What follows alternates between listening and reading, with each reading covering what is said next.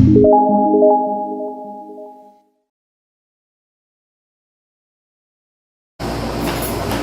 day, everyone. Welcome to Vista Channel.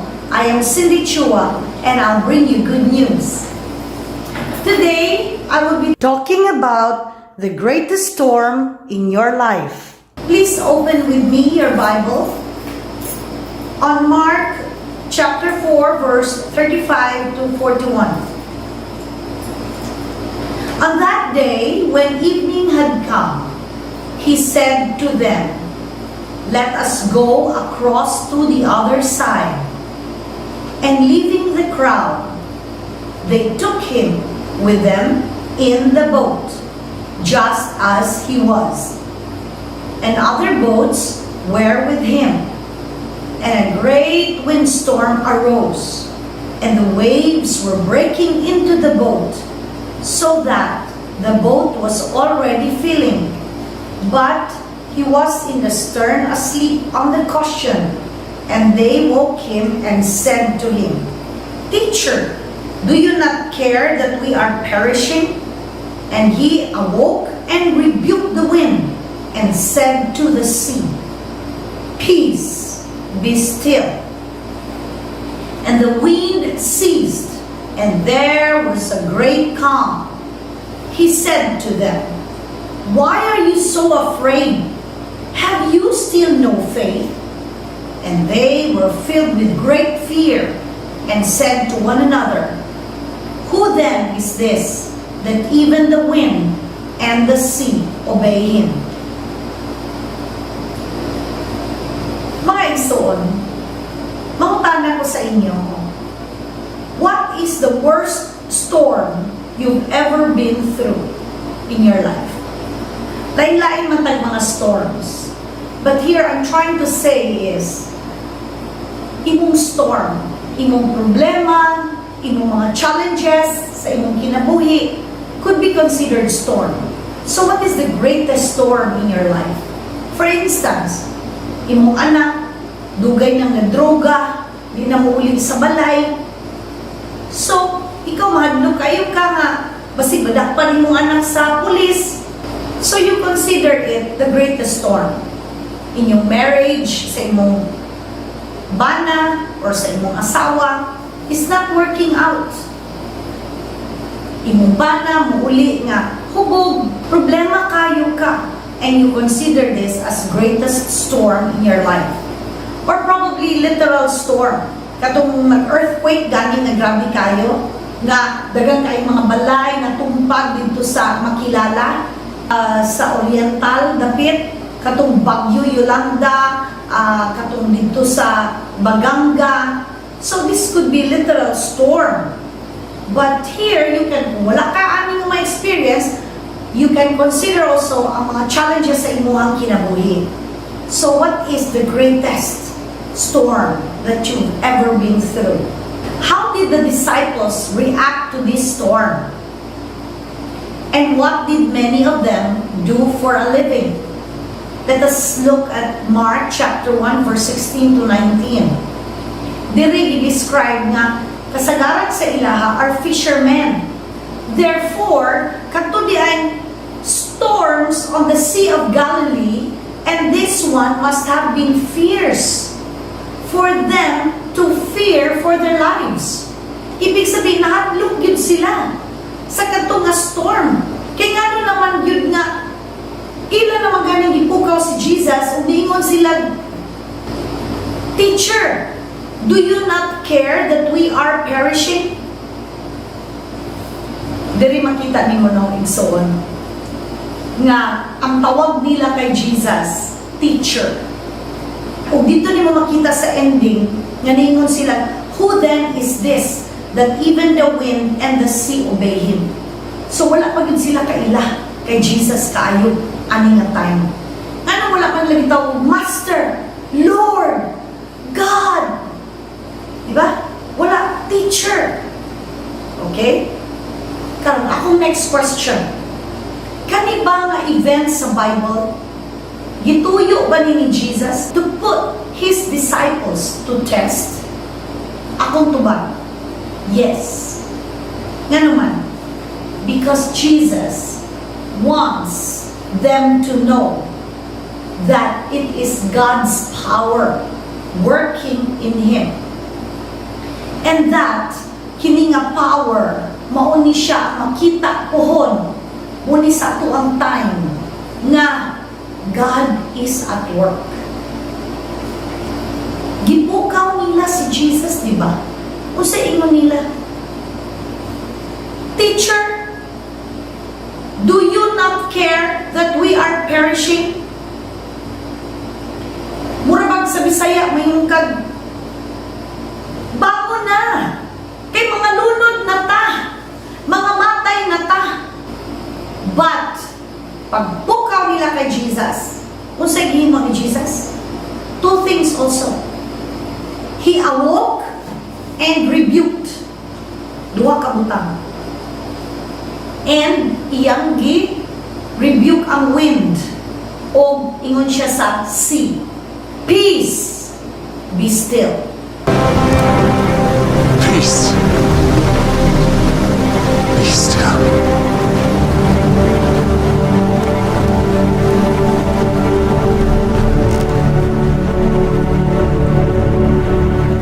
Kung unsa ka grabe ang bagyo, paghampak-hampak, pagsagpa-sagpa sa ilang sakyanan, mausad, kalinaw, kakalma after girebuke ni Jesus ang wind. Totally opposite. Nga ang kahadlok sa mga disipulo, misamot. Una, siyempre hadlok ka pa kayo, naka pa sa moment, na hadlok kayo, di ba? And then suddenly, kinsa man ni? Who is this man that even the wind and the sea obey him? Misamot sila kahadlok. And then look, wala sila gi-comfort ni Jesus. Patanawa ko sa itubang ni Jesus. After niya gibadlong, gibalikan niya yung mga disipulo. Unya nangutana siya, why are you so afraid? Have you still no faith? Kasi pasabutaan niya sa atong kinabuhi. For instance, karon, di ba? Pandemic, lockdown, COVID. Mayroon si Jesus sa atuwa. Are you still afraid? Kadaghan na igsuon ipakita sa Dios ang mga milagro sa atong kinabuhi. Dili ta niya biyaan karon. He will not leave us now.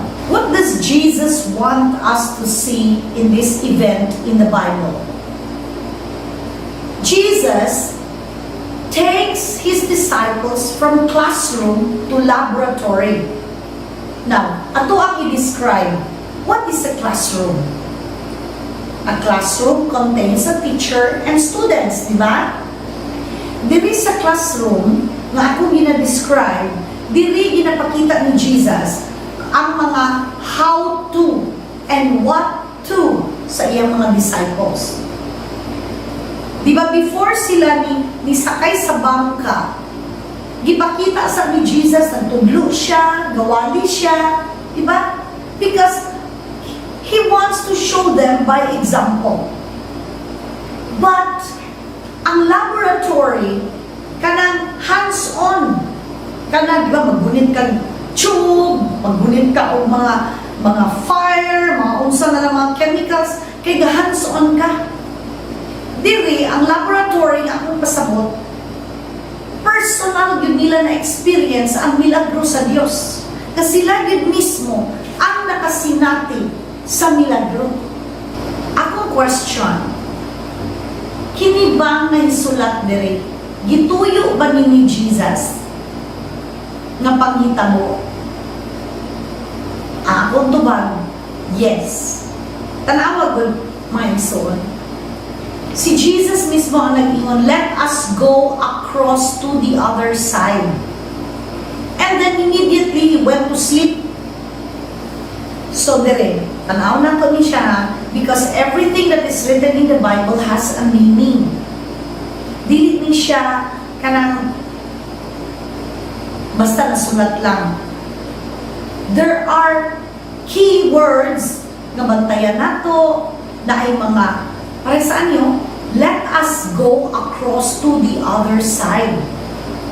Sa atong kinabuhi, a personal application nato.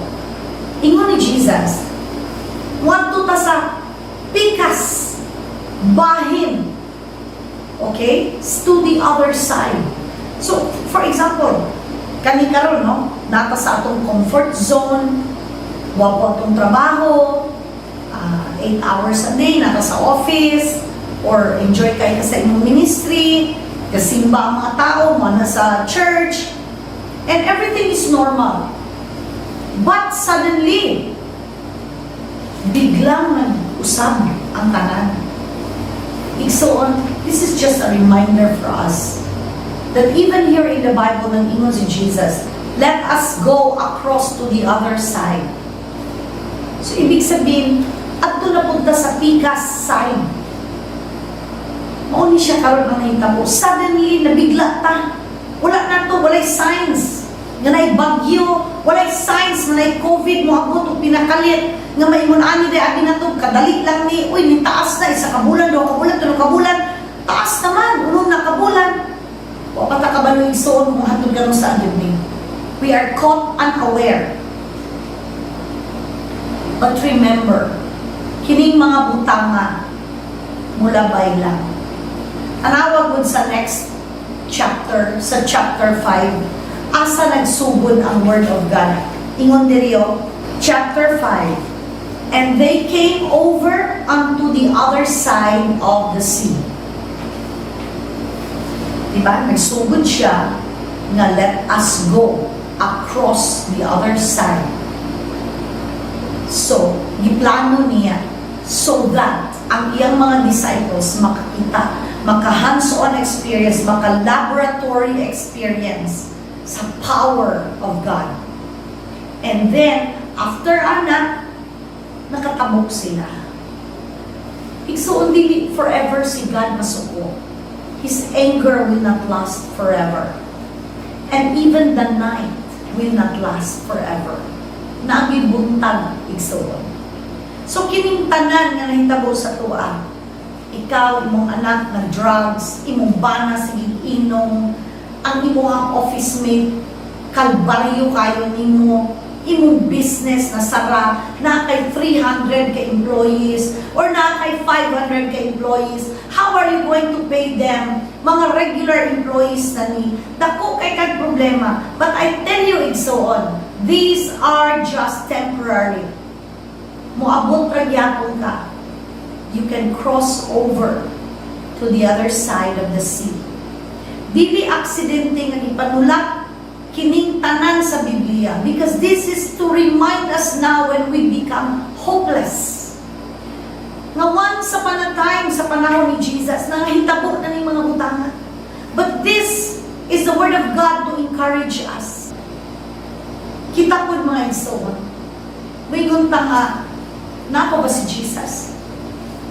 Mutubang pabagyapon siya. Mura siya nagtulog-tulog lang ba dito sa bangka. Unya, ang imong bangka, ang imong kinabuhi, napuno ng tubig, napuno ng problema. Natanaw nimo, wala na'y solusyon sa imuhang problema. But igsoon, I tell you, Jesus is the same yesterday, today, and forever. Manawag ka sa iya. Jesus, tabang! He will immediately rise up and rebuke. Iyang badlungon ang kanang imong problema. Tabangan ka niya, igsoon. Apan, isa lang kabutang. Nga naman, mawala i-comfort ni Jesus ang iyang mga disciples. Diba? Ikubaan sila, ang sa Bible. Nahadlok sila. Pero wala sila i-comfort. Jesus was hard on them during this time. Nga na si Jesus, why are you afraid? Nga naman nga nahadlok mo. Hantod ka, wala naghapon may pagtuo. Igsoon. Ingon sa Hebrews chapter 11 verse 6. And without faith, it is impossible to please God. Because anyone who comes to Him must believe that He exists and that He rewards those who earnestly seek Him. Wala gyud kay makuha kung dili ka motuo sa Ginoo. So number 1 gyud na nga imong kapital, musalig gyud ka sa Ginoo. Mo bitaw nang giingon nga faith is the substance hoped for. So it means nga ang kanang imong faith, ang imong pagtuo mo produce na siya og substance nga mahimong ebidensya sa butang nga imuhang gilaom-laoman. Pero kung walay pagtuo, walay ebidensya, dili na pwede igsoon nga to see first and then you believe. But believe and you will receive. Ang atong boat igsoon, ang atong kinabuhi will not sink. Masig mapuno pa sa tubig, masig mapuno pa sa problema. When Jesus is with you, when Jesus lives in your heart, dili ka malunod. Na ako'y testimony sa inyo ha.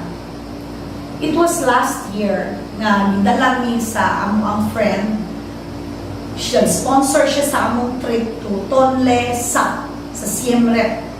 It's a lake, the second largest lake in the world. Dito na ay ka na mga floating villages. Na dito yung school, na dito yung mga balay nila nga floating, na yung mga tindahan, na sila yung church, but everything is floating. So na-amaze me sa ilang way of living. Ba't niya ito dito hapon na? Pag-abot dito, no, malingaw kasi pero tanaw sa ilaha, hala, alas 5 na pasado, hayag pa man ito paglakaw na mo, mikalit lang man nagkamit-ngit. Unya, sa unahan, makita ni mo nga naanay liti ka ng lightning. Tapos nag-suggest pagid ang driver na mo sa bangka, sa boat, na nag-ingon siya na adto ta sa Pika side of the lake kay mas gwapo dito. Pero ako lain na akong feeling. So niana ko sa among friend na dili lang ta mo adto. Tapos nag-insist ang driver. Kabalo mo igsoon say nahitabo. Ingon ko dili na lang. During the time na matay bitaw ng makina, unya maayo na lang kay ang driver namo sa taxi, murag tricycle nato diri, tok-tok ilang tawag, ni uban. Kay kung wala, ang akong boat walay katig. Tapos namatay ang makina. Hadlok kay ko sa matanan because dili ko kabalo langoy. Tapos gihampak-hampak na sa wind ang amo ang bangka. Gikulbaan di ko kaayo igsuon. Unya, ang bugsay, isa na kabuok, kaya dili man magbugsay. So nagtulak-tulak lang tong among driver para mubali ang bangka pabalik. Kung saan man na nimo nga, gihangyo niya ang driver sa tok-tok na ikaw mag-anak kay akong ugson niya og balik tong kuan, engine kay napuno na sa mga weeds. Kabalo mo, sa kakulba dyan nako, wala na ko laing mabuhat, but to face my fear. Kami sa akong banan ni Tindog. And with all our force, our might, tanang pagtuo na mo diya sa Ginoo, girebuke yun na mo ang wind. And we commanded, be still in the mighty name of Jesus Christ. Kabalo mo igsoon, amazingly, nihinay yun siya ang hangin ug naundang. Praise be the name of the Lord na niandar ang makina ug nakabalik ni. Pagpauli na mo, ang driver na mo, makita ni mo sa iyang naog, ikulbaan yun siya. Kisa may dili kulbaan na nagkaanam na ni Galayo. And I shared to him the gospel. I said, it was Jesus who saved us. Remember, if there are times like this, remember that it is Jesus who saved us. Say, Jesus, naglisod pa siya dito, o Jesus. Ako yung giklaro sa iya nga si Jesus ang nagbuhat adto. Pag ulit na mo, makita na ko ang amuang katong host, ingon siya nga, makatakod daw ang akong kahadlok. O, makatakod. Kaya alangan, dili ko kabalo mo langoy. Abi niyo pag-research na ko igsoon, unsa day ka deep ang Tonle Sap. It's 10 to 14 meters deep. Unya, lake good na dilapok. Hindi ko kabalo mo langoy, unsa ko na lang. Ingon ko dito naman, siguro may mamatay. But praise be the name of the Lord. Kaning gibuhat ni Jesus sa Bible, this is our classroom. Karon kaning paghitabo nga na-actual sa ako, muna akong laboratory. But I put it into action. Ang akong nabasa o nakatunan sa Word of God. So ikaw po diya igsuon. Akong challenge sa imuha. Will you continue to live in this world of fear and chaos?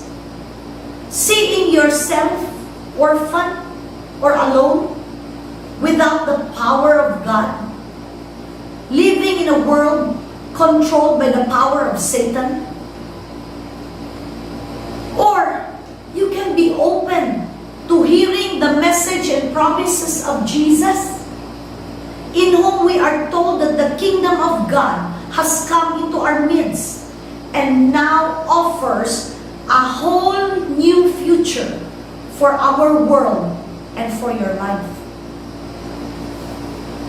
If you receive Jesus Christ as your Lord and Savior, igsoon, you will be saved. You have the right to call Him. He will not fail you. Would you like to pray with me right now and receive Jesus in your life? Close your eyes and repeat after me. Lord Jesus, I am a sinner, and only you can save me.